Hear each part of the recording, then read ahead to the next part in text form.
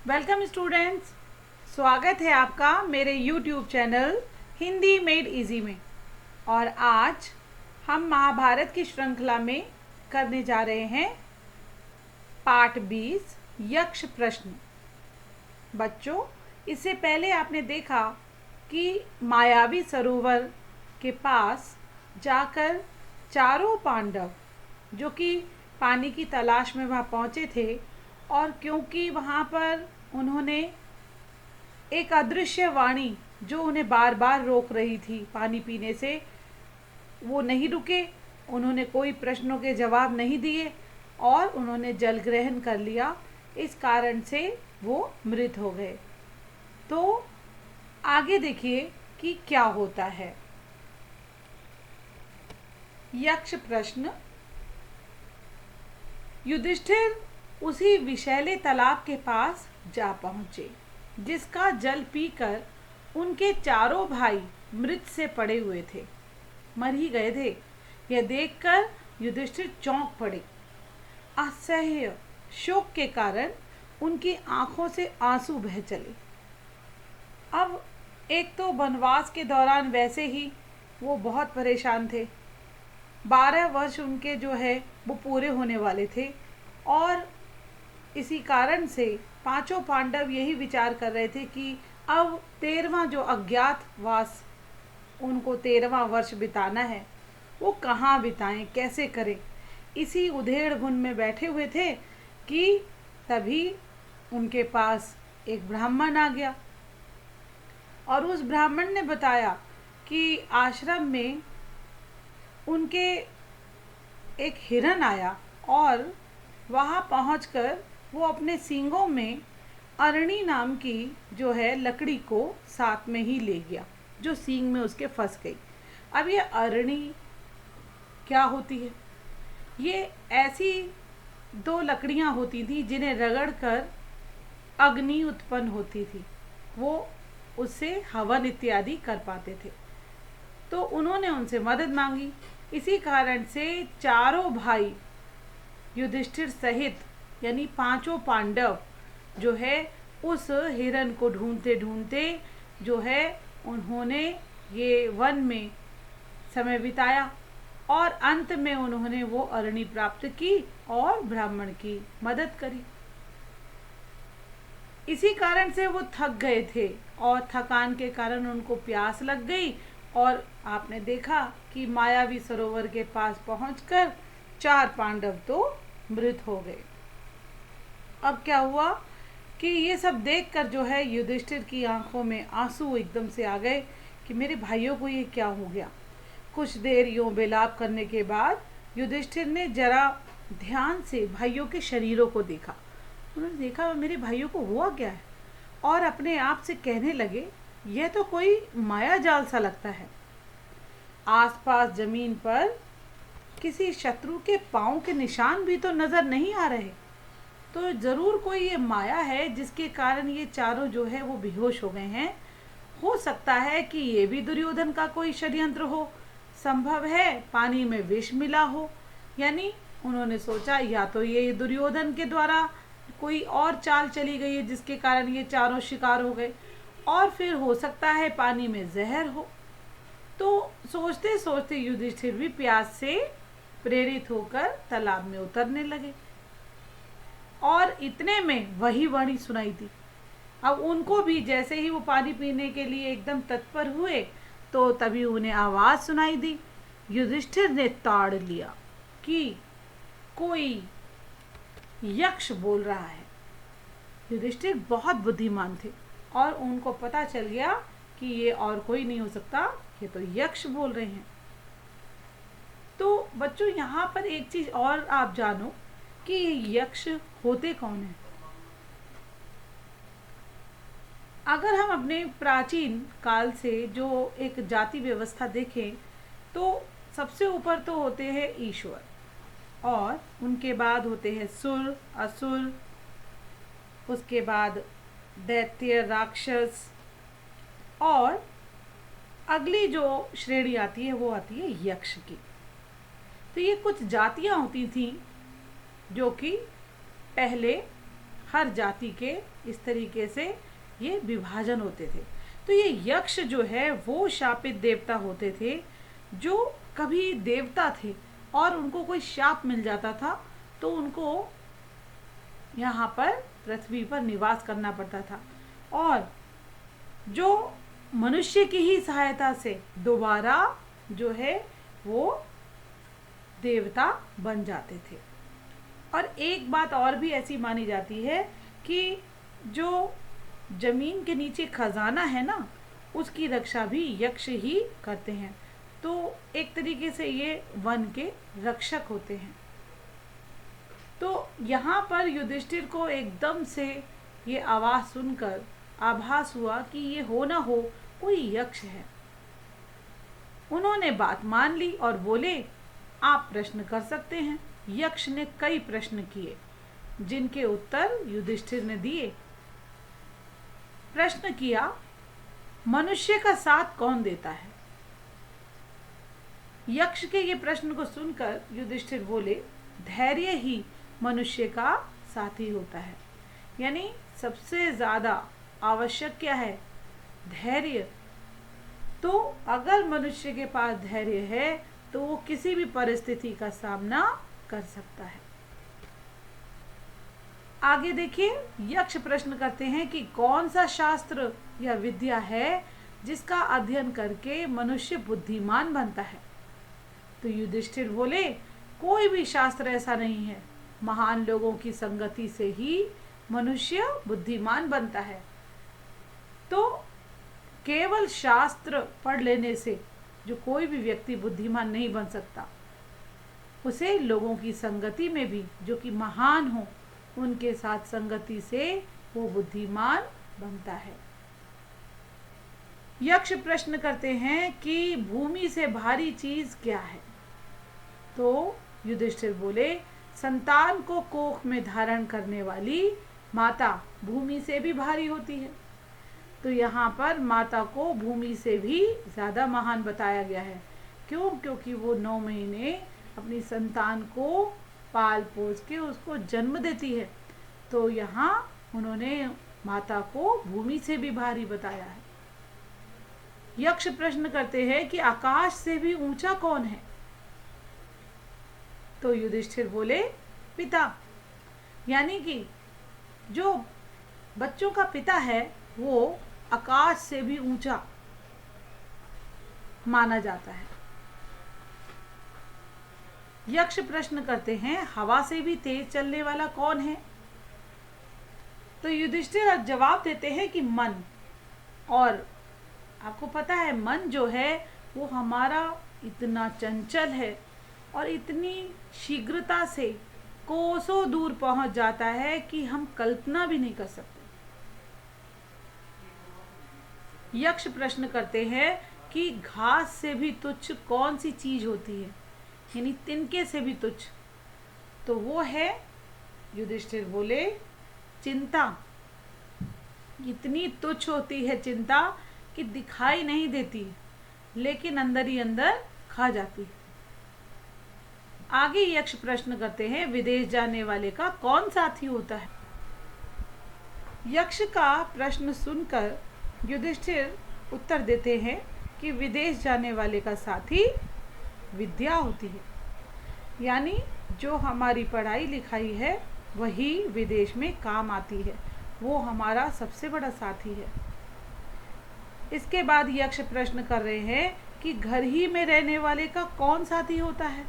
यानी घर में हमारा सबसे अच्छा साथी कौन हो सकता है? तो युधिष्ठिर बताते हैं, पत्नी। जो पत्नी है वो सच्चा साथी होता है। इसके बाद यक्ष प्रश्न करते हैं कि मरणासन, यानी जो मरने के बहुत करीब हो, ऐसा वृद्ध का मित्र कौन होता है? ऐसे बूढ़े व्यक्ति का मित्र कौन है? युधिष्ठिर बताते हैं, दान।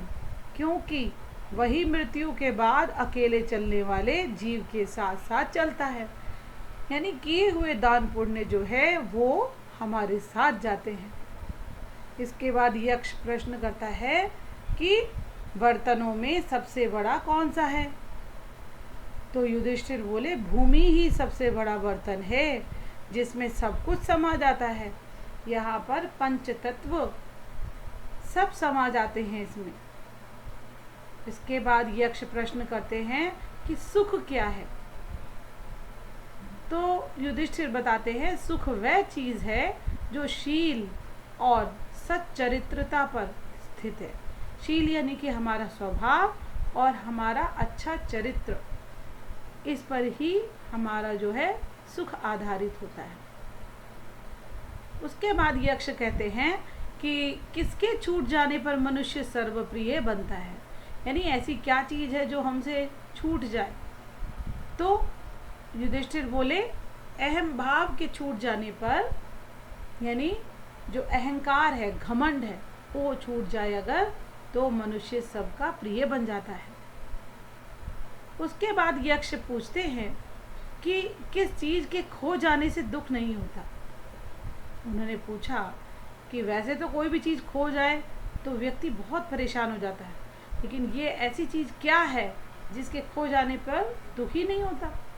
तो उन्होंने उत्तर दिया, युधिष्ठिर बोले, क्रोध के खो जाने से हमें दुख नहीं होता, क्रोध ना हो तो बेहतर है।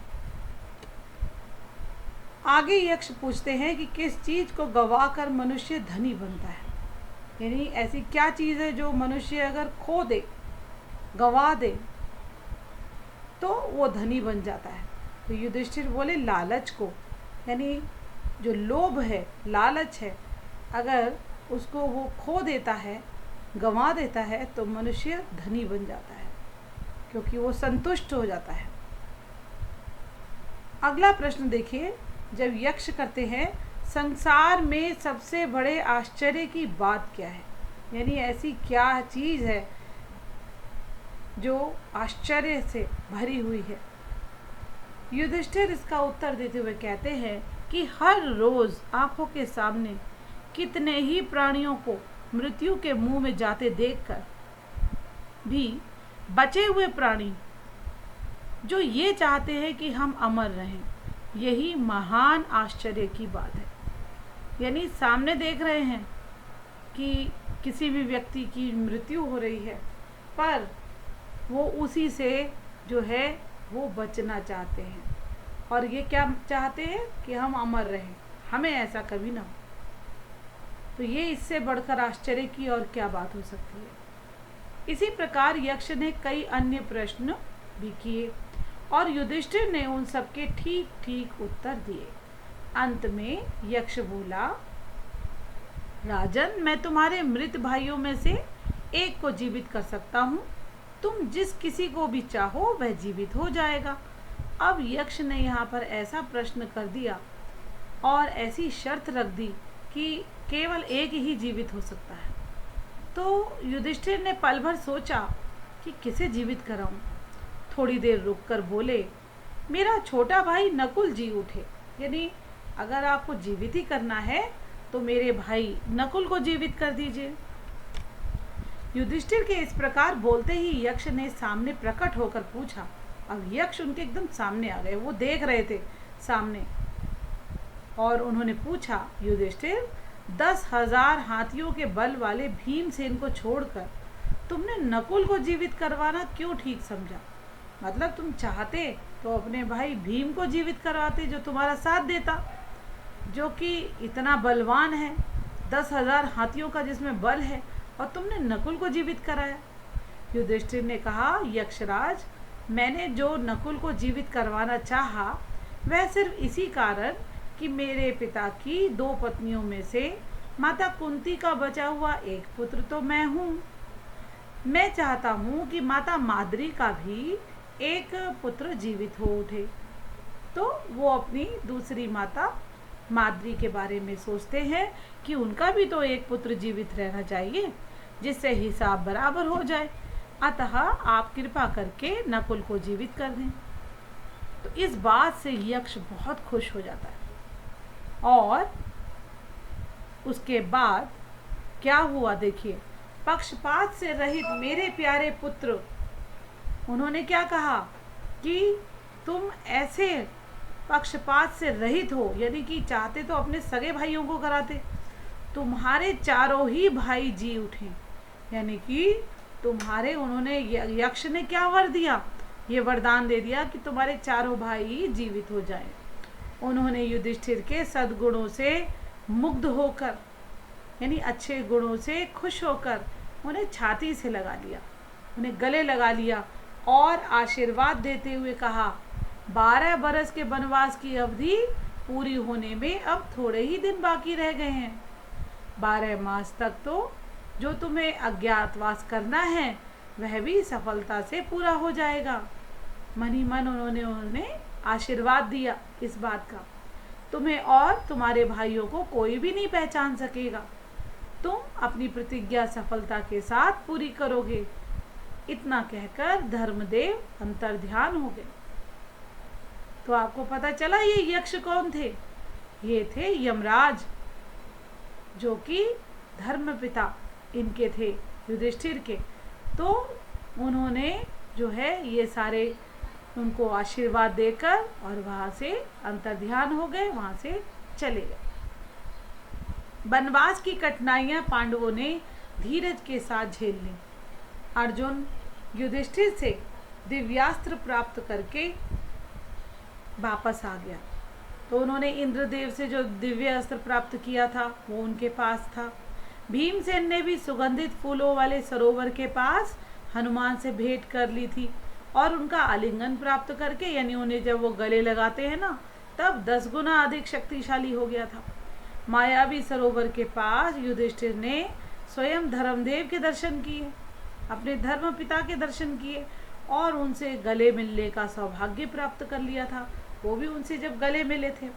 वनवास की अवधि पूरी होने पर युधिष्ठिर ने ब्राह्मणों की अनुमति लेकर उन्हें और अपने परिवार के अन्य लोगों से कहा कि वे नगर को लौट जाएं।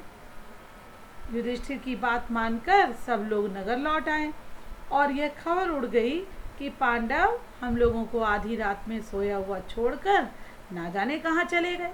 यह सुनकर लोगों को बड़ा दुख हुआ। इधर पांडव वन में एक एकांत स्थान में बैठकर आगे के कार्यक्रम का सोच विचार करने लगे।